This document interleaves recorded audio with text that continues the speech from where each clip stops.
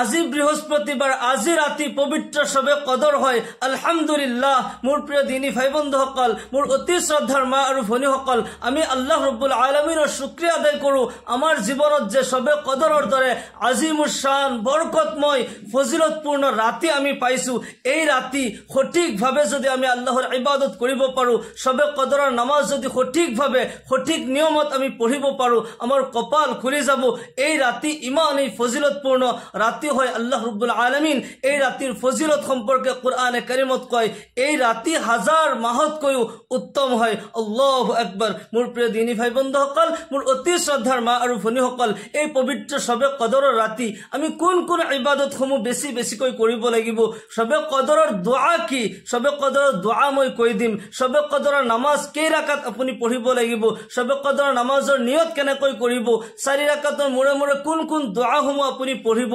গোটেইখিনি নিয়ম কানুন প্ৰথমৰ পৰা শেষলৈকে ধুনীয়াকৈ মই বুজাই দিম। লগতে আমাৰ যিসকল মহিলা মা ভনীসকলৰ মাহেকীয়া হৈছে, তেওঁলোকে সবে কদৰৰ নামাজটো পঢ়িব নোৱাৰিব। নামাজৰ বিপৰীতে তেওঁলোকে এই ৰাতি কি কি আমল কৰিব, কোন কোন দোয়াসমূহ পঢ়িব, সেইখিনিও মই ধুনীয়াকৈ বুজাই দিম। মোৰ প্ৰিয় দিনী ভাই বন্ধুসকল, এই ৰাতি বহুত ফজিলতপূৰ্ণ ৰাতি হয়। আল্লাহ ৰব্বুল আলামিন এই ৰাতিৰ নামত কোৰআনে কাৰিমত এটা সূৰা অৱতীৰ্ণ কৰি দিছে, যি সূৰাৰ নামেই হৈছে সূৰাতুল কদৰ। সবে কদৰৰ ৰাতিৰ নামত আল্লাহ ৰব্বুল আলামিন কোৰআনে কাৰিমত সূৰা অৱতীৰ্ণ কৰি দিছে। আল্লাহু আকবার। আল্লাহ তাআলা কোরআনে কারিমত কয়, বিসমিল্লাহির রহমানির রহিম, ইন্না আনজালনাহু ফি লাইলাতিল কদর ওয়া মা আদরাকা মা লাইলাতুল কদর লাইলাতুল কদরি খায়রুম মিন আলফি শাহর তানাজ্জালুল মালাইকাতু ওয়ার রূহু ফিহা বিইজনি রাব্বিহিম মিন কুল্লি আমর সালামুন হিয়া হাত্তা মাতলাইল ফজর। আল্লাহ রাব্বুল আলামিন সবে কদর রাতির ফজিলত সম্পর্কে কয়, নিশ্চয় আমি সবে কদর রাতি কোরআনে কারীম অবতীর্ণ করিছো। হে নবী, আপুনি জানে না সবে কদর কি হয়? এই রাতির ফজিলত সম্পর্কে আপুনি জানে না এই রাতি কিমান বরকতময়, কিমান ফজিলতপূর্ণ রাতি হয়? আল্লাহ রাব্বুল আলামিন নিজেই উত্তরত কয়, লাইলাতুল কদরি খায়রুম মিন আলফি শাহর। সবে কদরের রাতি ইমানে ফজিলতপূর্ণ, ইমানে বরকতময় রাতি হয়, যি রাতি হাজার মাহতকৈ উত্তম হয়। আল্লাহু আকবার। এজন বান্দাই দিনে নিশায় 24 ঘণ্টা আল্লাহর ইবাদত করি 1000 মাহ পর্যন্ত ইবাদত করি যিমান সওয়াব না পায়, এই রাতি যদি আপনি এই গোটেই রাতি আল্লাহর ইবাদত করে, আল্লাহ রাব্বুল আলামিন আপনার নামা আমলত 1000 মাহতকৈ অধিক পরিমাণে নেকি দান করিব। আল্লাহু আকবার। সেই কারণে এই সুযোগ আপনি এৰি নিদিব। জীৱনত আপনি বহুত টোপনি মাৰিছে, বহুত গাফিল হৈ আছিলে, আজি সজাগ থাকক। আজি ৰাতি আপুনি ইবাদত কৰক, আপোনাৰ কপাল খুলি যাব, ভবিষ্যৎ পৰিৱৰ্তন হৈ যাব। এই ৰাতি আল্লাহ ৰাব্বুল আলামিন বান্দাৰ ভাগ্যলিপি তৈয়াৰ কৰে। আপুনি এটা বছৰ ক'ত যাব, কি কৰিব, কি খাব, সকলো কিছু এই ৰাতি লিপিবদ্ধ কৰা হয়। আল্লাহ ৰাব্বুল আলামিন এই ৰাতিৰ ফজিলত সম্পৰ্কে আকৌ কয়, তানাজ্জালুল মালাইকাতু ওয়াৰ ৰূহু ফিহা বিইজনি ৰাব্বিহিম মিন কুল্লি আমৰ সালামুন হিয়া হাত্তা মাতলাইল ফজৰ। সবে কদৰৰ ৰাতি যেতিয়া আৰম্ভ হয়, আকাশৰ ফেৰেশতাসকল জিব্ৰাইল আলাইহিস সালাম খুদ ফেৰেশতাসকলৰ সৰ্দাৰ হযৰত জিব্ৰাইল আলাইহিস সালাম খহ গোটেই আকাশৰ ফেৰেশতাসকল এই জমিনত অৱতীৰ্ণ হয়। আল্লাহু আকবাৰ। আৰু বান্দাৰ কাৰণে, বান্দাৰ মাগফিৰাতৰ কাৰণে, সালামতিৰ কাৰণে গোটেই ৰাতি তেওঁলোকে দোয়া কৰি থাকে। যিসকল বান্দা বান্দি সেই সময়ত আল্লাহৰ ইবাদত কৰি থাকিব, কোনোবাই নামাজ পঢ়ি আছে, কোনোবাই জিকিৰ কৰি আছে, কোনোবাই তাসবিহ তাহলিল কৰি আছে, কোনোবাই কোৰআনে কাৰীম তিলাওয়াত কৰি আছে, ৰুকু সিজদা অৱস্থাত যিসকল বান্দা এই ৰাতি ইবাদত কৰি আছে, আল্লাহৰ ফেৰেশতাসকলে সেই সকল বান্দা বান্দিৰ কাৰণে, তেওঁলোকৰ জীৱনৰ শান্তিৰ কাৰণে দোয়া কৰি থাকে, তেওঁলোকৰ জীৱনৰ গুনাহৰ মাগফিৰাতৰ কাৰণে দোয়া কৰি থাকে। তেওঁলোকে গোটেই ৰাতিটো ফজৰৰ ওয়াক্ত আৰম্ভ হোৱাৰ আগলৈকে গোটেই ৰাতি এই পৃথিৱীৰ জমিনত থাকে আৰু বান্দাৰ কাৰণে দোয়া ইস্তিগফাৰ কৰি থাকে, সালামতিৰ দোয়া কৰি থাকে। আল্লাহু আকবাৰ। মোৰ প্ৰিয় দিনী ভাই বন্ধুসকল, এই ৰাতি অলপমান কষ্ট কৰি আপুনি আল্লাহৰ ইবাদত কৰক, আপুনি নামাজ পঢ়ক, বেছিকৈ জিকিৰ কৰক, নবীৰ ওপৰত দুৰুদ শৰীফ পাঠ কৰক। যিখিনি দোয়া মনকুল আছে, মই দোয়াখিনি কৈ দিম, কোন কোন দোয়াসমূহ আপুনি বেছি এই ৰাতি পঢ়ি থাকিব লাগিব। প্ৰথমতে সবে কদৰৰ নামাজৰ নিয়ম প্ৰথমৰ পৰা শেষলৈকে সম্পূৰ্ণ নিয়ম আপোনাক কৈ দিওঁ। আপুনি যদিও জানে, আজি শুনি লওক, আপুনি সহজভাৱে দুটা তৰিকাত আপুনি সবে কদৰৰ নামাজ পঢ়িব পাৰিব। দুটা তৰিকাৰ ভিতৰত যিকোনো এটা তৰিকাত আপুনি সবে কদৰৰ নামাজ পঢ়িব পাৰিব। নিয়ত যদি আপুনি আৰবিত নাজানে, অসমীয়াত কেনেকৈ নিয়ত কৰিব মই ধুনীয়াকৈ কৈ দিম। মোৰ প্ৰিয় দিনী দিনী ভাই বন্ধুসকল মোৰ অতি শ্ৰদ্ধাৰ মা আৰু ভনীসকল আহক আজি আমি সবে কদৰৰ ৰাতি কেনেকৈ ইবাদত কৰিম প্ৰথমতে নামাজ আমি শিকি লওঁ কেনেকৈ সবে কদৰৰ নামাজ আমি পঢ়িম সৰ্বপ্ৰথম যেতিয়া মছজিদত ইশাৰৰ আজান হয় ইশাৰৰ আজান হৈ যোৱাৰ লগে লগে আপুনি ধুনীয়াকৈ সুন্নতি নিয়মত ওযু কৰিব পুৰুষসকল ওযু কৰি লৈ মছজিদলৈ গুচি যাব আৰু মহিলা মা ভনীসকলে ওযু কৰাৰ পিছত জাই নামাজ পাৰি লৈ ঘৰৰ এক নিৰ্জন ঠাইত থিয় হৈ যাব আৰু সৰ্বপ্ৰথম 2 ৰাকাত তাহিয়াতুল উযু নামাজ পঢ়িব ওযুৰ পিছত 2 ৰাকাত নামাজ পঢ়িব লাগে আল্লাহৰ নবী সাল্লাল্লাহু আলাইহি সাল্লাম কেতিয়াবা ওযু কৰি ওযুৰ পিছত 2 ৰাকাত তাহিয়াতুল উযু নামাজ পঢ়িছিল এই নামাজৰ বহুত সওয়াব আছে ওযু কৰাৰ পিছত যিজন বান্দাই তাহিয়াতুল উযুৰ 2 ৰাকাত নামাজ পঢ়ে আল্লাহ ৰাব্বুল আলামিন সেইজন বান্দাৰ গোটেই জীৱনৰ সগীৰা গুনাহবোৰ মাফ কৰি দিয়ে সুবহানাল্লাহি বিহামদি সেইকাৰণে আপুনি যেতিয়া ওযু কৰিব ওযু কৰাৰ পিছত আকাশৰ পিনে চাই কলিমা শাহাদাত পাঠ কৰিব আশহাদু আল্লা ইলাহা ইল্লাল্লাহ ওয়া আশহাদু আন্না মুহাম্মাদান আবদুহু ওয়া রাসূলুহু তাৰ পিছত সৰ্বপ্ৰথম তাহিয়াতুল উযুৰ 2 ৰাকাত নামাজ আপুনি পঢ়িব আৰু তাহিয়াতুল উযুৰ নামাজৰ নিয়ত এনেকৈ কৰিব নাৱাইতু আন উছল্লি লিল্লাহি তাআলা রাকাতাই সলাতি তাহিয়াতুল উযু নফলি মুতাওয়াজ্জিহান ইলা জিহাতিল কাবাতিশ শরীফাতি আল্লাহু আকবার আৰু যদি আৰবিত নাজানে অসমীয়াত এনেকৈ কব মই আল্লাহৰ ওয়াস্তে তাহিয়াতুল উযুৰ 2 ৰাকাত নফল নামাজ পঢ়ি আছো আল্লাহু আকবাৰ এনেকৈ নিয়ত কৰিলে হৈ যাব তাহিয়াতুল উযু 2 ৰাকাত নামাজ পঢ়াৰ পিছত সৰ্বপ্ৰথম আপুনি ইশাৰৰ 4 ৰাকাত সুন্নত নামাজ পঢ়িব এই নামাজ নপঢ়িলেও কোনো গুনাহ নহয় কিন্তু ফজিলতপূৰ্ণ ৰাতি এই নামাজ আপুনি এৰি নিদিব ইশাৰৰ 4 ৰাকাত সুন্নত নামাজ সুন্নতে জায়েদা বা সুন্নতে গায়ৰ মুআক্কাদা বুলি কোৱা হয় নপঢ়িলে গুনাহ নহয় কিন্তু পঢ়িব বহুত সওয়াব আছে ইশাৰৰ 4 ৰাকাত সুন্নত নামাজ যেতিয়া হৈ যায় 4 ৰাকাত ফৰজ নামাজ আপুনি পঢ়িব ইয়াৰ পিছত আকৌ 2 ৰাকাত ইশাৰৰ সুন্নত নামাজ পঢ়িব ইয়াৰ পিছত আৰু 2 ৰাকাত ইশাৰৰ নফল নামাজ আছে এইখিনি নামাজ ইশাৰৰ 12 ৰাকাত নামাজ তাহিয়াতুল উযুৰ 2 ৰাকাত নামাজ মুঠ 14 ৰাকাত নামাজ যেতিয়া আপোনাৰ হৈ যায় ইয়াৰ পিছত আপুনি তাৰাবিৰ 20 ৰাকাত নামাজ পঢ়িব লাগিব তাৰাবিৰ 20 ৰাকাত নামাজ পঢ়াৰ পিছত আপুনি ভিতিৰ নামাজটো থৈ দিব যেহেতুকে আজি সবে কদৰৰ নামাজ পঢ়িব সেই কাৰণে সবে কদৰৰ নামাজৰ পিছত এই নামাজ আপুনি পঢ়িব ভিতিৰ নামাজটো সবে কদৰৰ নামাজৰ পিছত পঢ়িব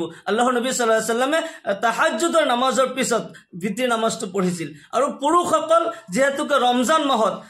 তাৰাবিৰ নামাজ বা জামাআত পঢ়ে মছজিদত তাৰাবিৰ নামাজ জামাআতৰ হৈতে পঢ়া হয় সেই কাৰণে তাৰাবিৰ নামাজৰ পিছত পুৰুষসকলে মছজিদত ভিতিৰ নামাজটো জামাআতৰ হৈতে পঢ়ি লব অকলে নামাজ পঢ়াতকৈ জামাআতত পঢ়া বেছি আফজল হয় বেছি উত্তম হয় সেই কাৰণে পুৰুষসকলে ভিতিৰ নামাজটো জামাআতত পঢ়ি লব আৰু আমাৰ মহিলা মা ভনীসকলে ভিতিৰ নামাজটো থৈ দিব সবে কদৰৰ নামাজৰ পিছত আপুনি এই নামাজ পঢ়িব আৰু সবে কদৰৰ নামাজৰ নিয়ত আপুনি এনেকৈ কৰিব নাৱাইতু আন উছল্লি লিল্লাহি তাআলা রাকাতাই সলাতি লাইলাতিল কদরি নফলি মুতাওয়াজ্জিহান ইলা জিহাতিল কাবাতিশ শরীফাতি আল্লাহু আকবার এনেকৈ 2 ৰাকাতৰ নিয়ত কৰি আপুনি যিমান পাৰে সবে কদৰৰ নামাজৰ কোনো তাআদাদ নাই নিৰ্দিষ্ট কোনো তাআদাদ নাই ওলি আউলিয়া সকলে বুজুৰ্গ সকলে হাজাৰ ৰাকাত লৈকে এই নামাজ পঢ়িছিল সবে কদৰৰ নামাজ যিমান বেছি পঢ়ে হিমানে সওয়াব আছে কিন্তু